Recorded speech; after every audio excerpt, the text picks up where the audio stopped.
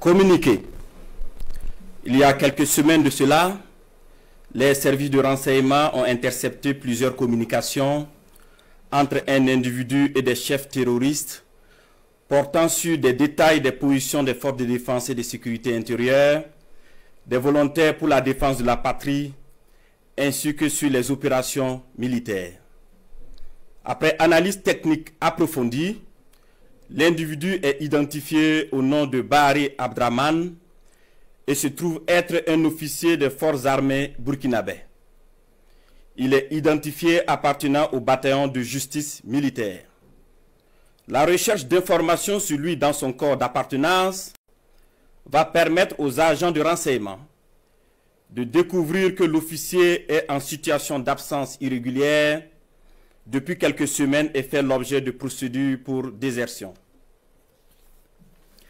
La surveillance des communications du lieutenant déserteur Bahari Abdraman va donner des liens supplémentaires qui vont intéresser les services de renseignement, notamment avec un officier des forces armées du nom de Compaoré Joani, un ancien sous-officier de l'armée burkinabè du nom de Zerbo Laoko, un officier en service au centre intégré des opérations du Burkina Faso, le commandant Ouedraogo Frédéric, un officier des forces armées en stage dans un pays européen, mais déserteur depuis un bout de temps et ayant rejoint Abidjan du nom de Kaboré Constantin. Le travail minutieux des services de renseignement va révéler un grand complot en préparation contre notre pays, dont le but ultime est de semer le chaos total en vue de placer le pays sous tutelle d'une organisation internationale à mesure de reprendre le contrôle dans 10 ou 20 ans selon les instigateurs. Des informations sensibles ont été passées aux terroristes en vue d'accentuer les attaques contre les forces combattantes et les civils dans le but de susciter la révolte contre les autorités. Aussi, d'autres stratégies ont été développées pour désorienter les services de renseignement afin de les amener à faire des arrestations massives au sein des forces de défense et de sécurité intérieure et espérer ainsi créer des frustrations et un sentiment de peur.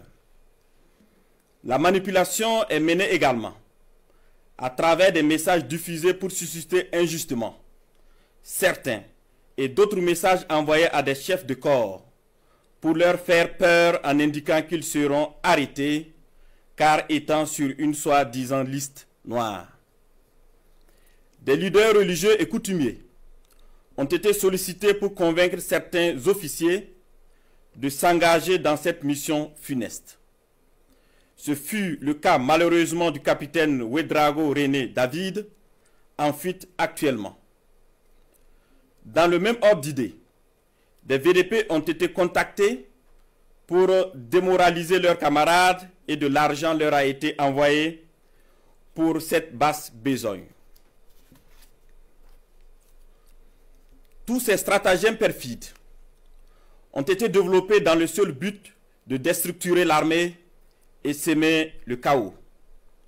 Les services de renseignement ont suivi la manœuvre qui devrait aboutir, selon le plan des comploteurs terroristes, le mercredi 16 avril 2025, à un assaut sur la présidence du Faso par un groupe de soldats recrutés par les ennemis de la nation. Cet assaut devrait être mené au même moment que plusieurs attaques terroristes d'envergure pour occuper les vecteurs aériens à défaut de pouvoir les détruire au sol. Quelques jours avant la mise en œuvre de ce projet diabolique, des VDP et soldats patriotes se sont présentés dans plusieurs services, notamment au renseignement et à la présidence du Faso, pour dénoncer le coup en préparation. Ces dénonciations se sont poursuivies jusqu'au mardi 15 avril 2025 et ont permis d'arrêter des cerveaux de la manœuvre à Ouagadougou et d'autres en fuite vers la Côte d'Ivoire. Il faut noter que les cerveaux à l'extérieur du pays sont tous localisés en Côte d'Ivoire, y compris le nommé Bahari Abdraman. Le complot se poursuit activement depuis leur centre des opérations à Abidjan, avec pour objectif de semer le chaos au Burkina Faso avant le mois de juin. Les services de renseignement poursuivent leurs actions de surveillance et tiendront l'opinion nationale au courant de toute évolution de la situation. Plusieurs autres personnes impliquées sont suivies et assumeront les conséquences de leurs actes le moment venu. Nous invitons les populations à rester sereines et vigilantes et à signaler toute activité suspecte. Quant aux vaillantes forces combattantes, nous les encourageons à poursuivre leur mission avec détermination tout en restant vigilantes. La patrie ou la mort, nous vaincrons.